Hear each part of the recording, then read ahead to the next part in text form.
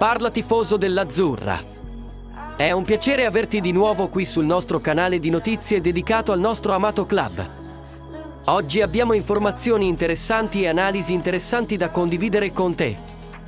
Prima di entrare nei dettagli, voglio sottolineare il nostro costante impegno nella ricerca del miglioramento per portare i migliori risultati al Napoli. Pertanto vi chiedo di mettere mi piace a questo video e di iscrivervi al canale per non perdere nessun aggiornamento. Insieme siamo più forti! Nella trasmissione radiofonica In un Football Club abbiamo avuto l'opportunità di ascoltare Adrian Ricchiuti, allenatore ed ex calciatore, discutere di vari argomenti legati al Napoli e al calcio italiano.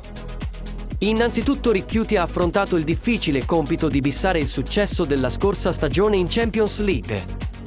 Ha sottolineato che l'arrivo di un nuovo allenatore può portare cambiamenti nella mentalità dei giocatori e che anche le squadre avversarie si sono adeguate. Ha però espresso il desiderio che il Napoli continui a brillare sia in Serie A che in Europa. Per quanto riguarda la prossima partita tra Genoa e Napoli, Ricchiuti si aspetta uno scontro impegnativo, soprattutto a Marassi, anche se sulla carta il Napoli è considerato superiore.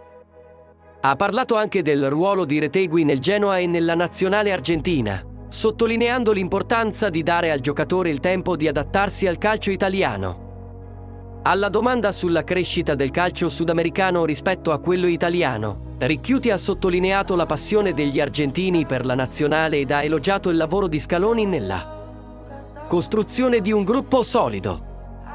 Per quanto riguarda gli attaccanti del Napoli, Ricchiuti ritiene che Giovanni Simeone possa dare il suo contributo, ma dovrà affrontare la forte concorrenza di Victor Osimhen.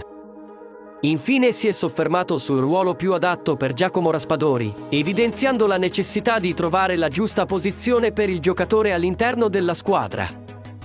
Le parole di Adrian Ricchiuti ci offrono preziosi spunti sul Napoli e sul calcio italiano. Ora, vogliamo sentire la vostra opinione, fan.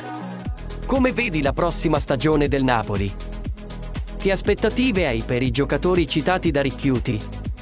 Lascia i tuoi commenti qui sotto e condividi le tue prospettive.